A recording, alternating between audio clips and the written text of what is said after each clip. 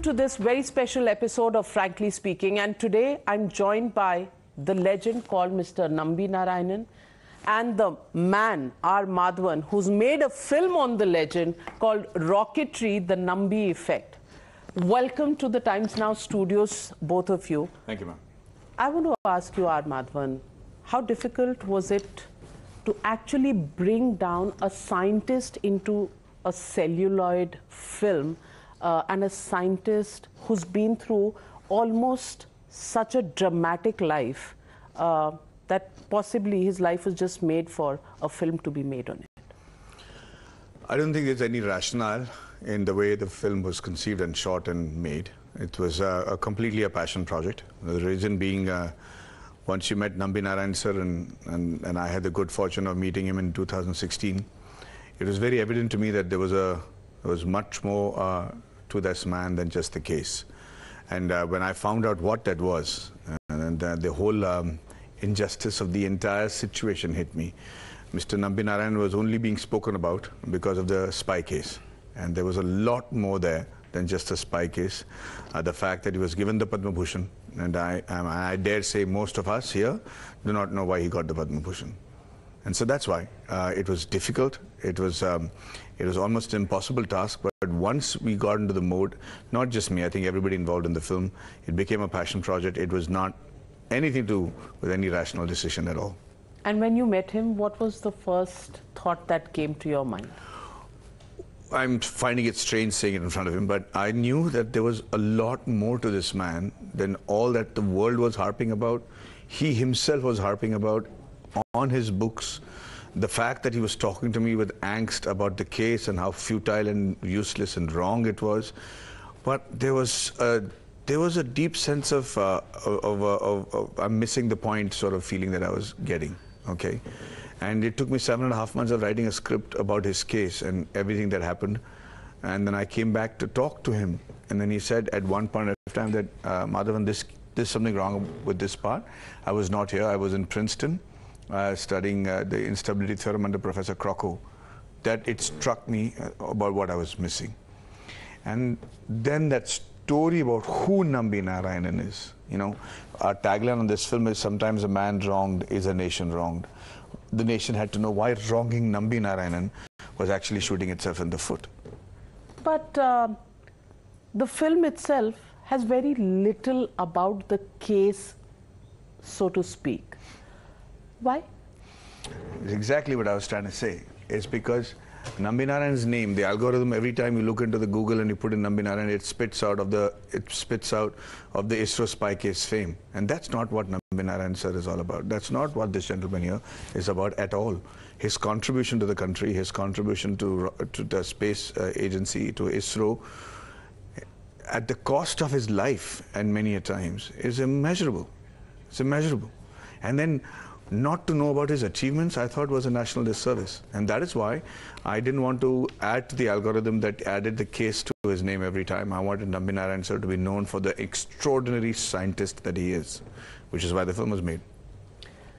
Mr. Nambi Narayanan, how comfortable or how discomforting is it when there's a film that's based on you the scientist, you the man who made the engines that are still today used by ISRO in its rockets. You, the man who's been wronged so immensely. How was it when, you first spoke about a film that is being made on you? No, actually there is, I'm not astonished about the whole thing because, as Madhavan was telling, I wanted to prove that I am innocent. Because there was a charge saying that I have sold rocket technology to some foreign countries. So my aim at that time was only to prove that I am innocent. But after talking to him, it was casually, it was emerging. In fact, he himself asked me, what is your contribution? What is it you have done to the nation?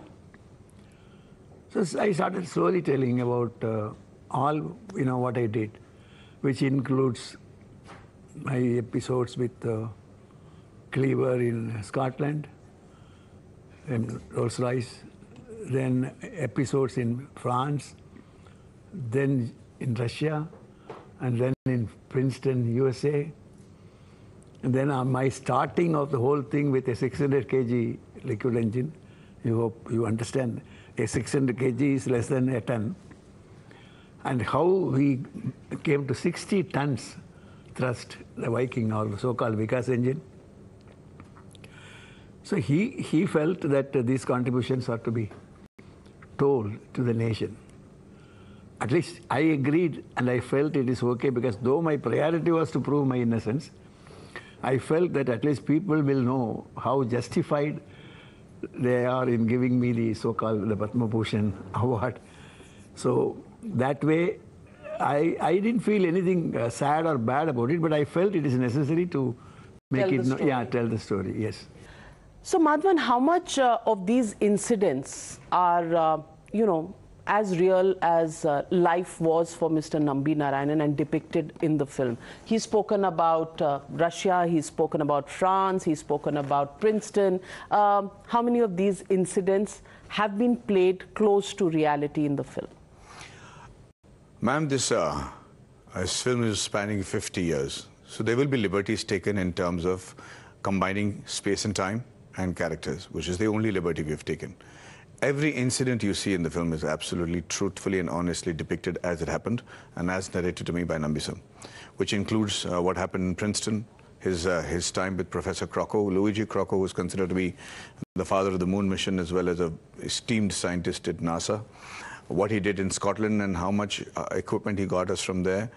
Him taking 52 scientists who were basically doing manual labor, trying to figure out how the French were building their engines without knowing French, and how they learned it before they went, and how after 3 years they were able to build an engine better than the French.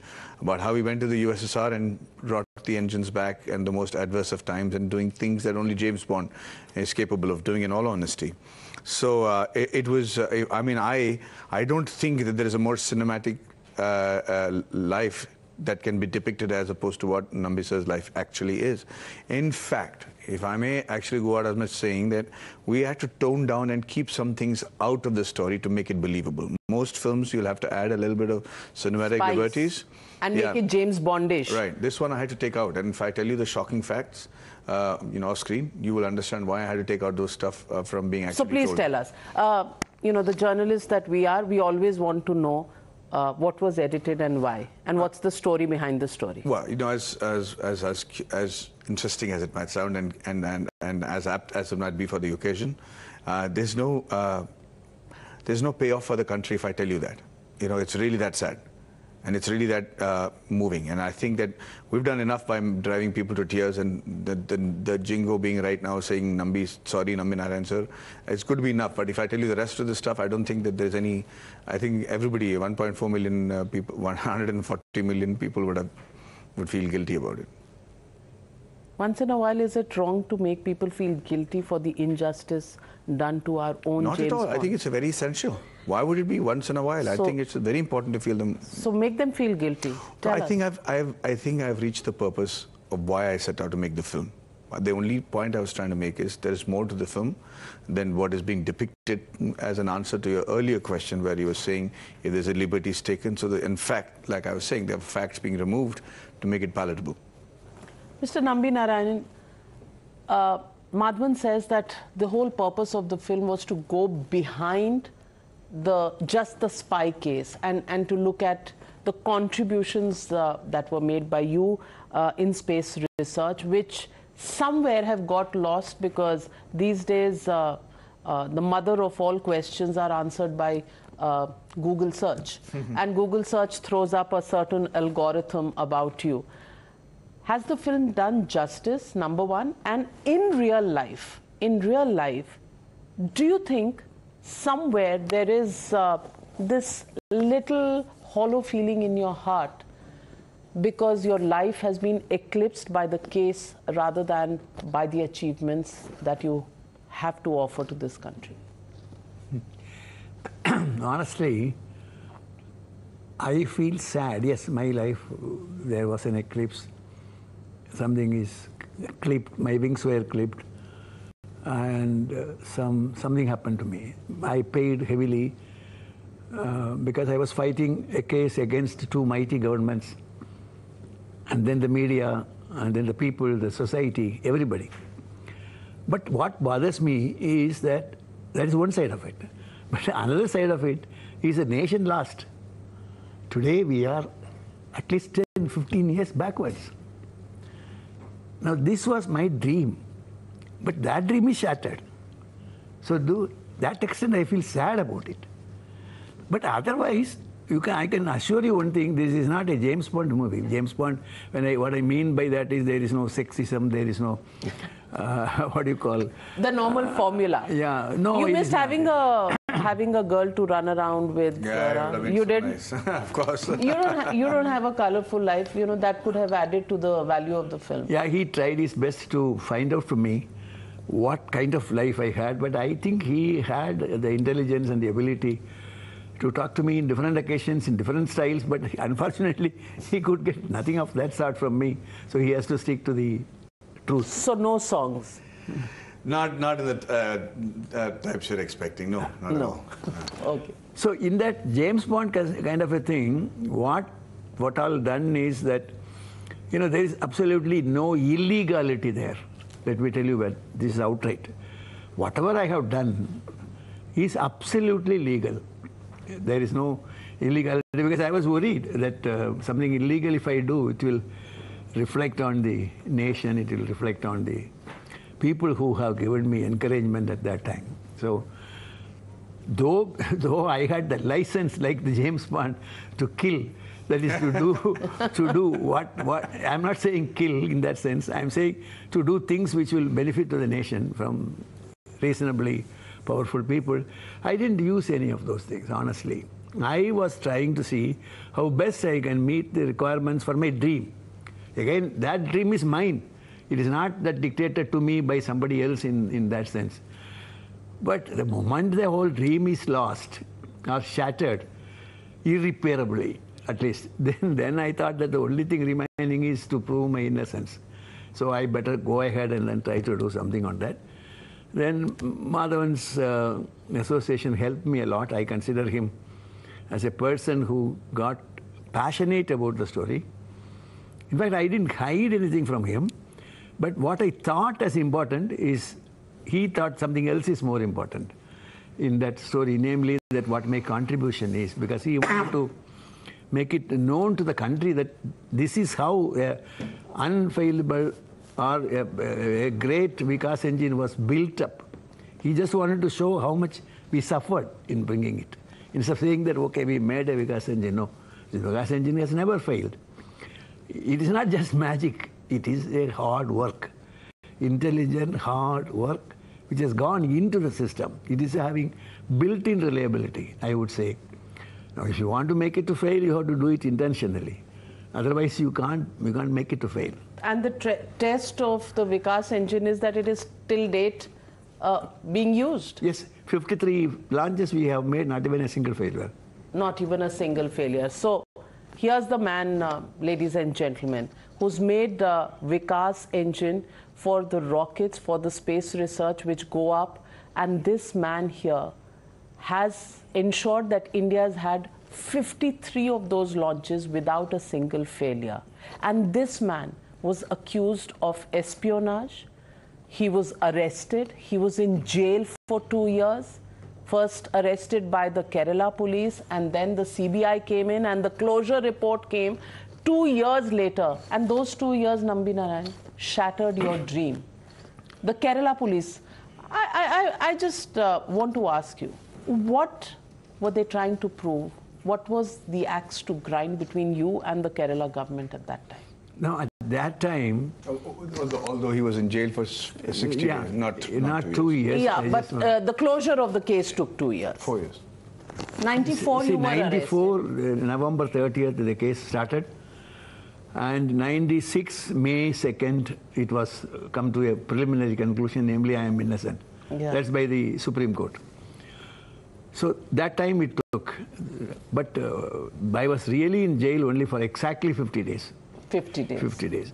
But those were horrible days. That's a different question. No, so tell us. Yeah, I will try to tell, but I don't want to recall those things. But I'll tell you what is In the meanwhile, you asked me another question, and I forgot the question.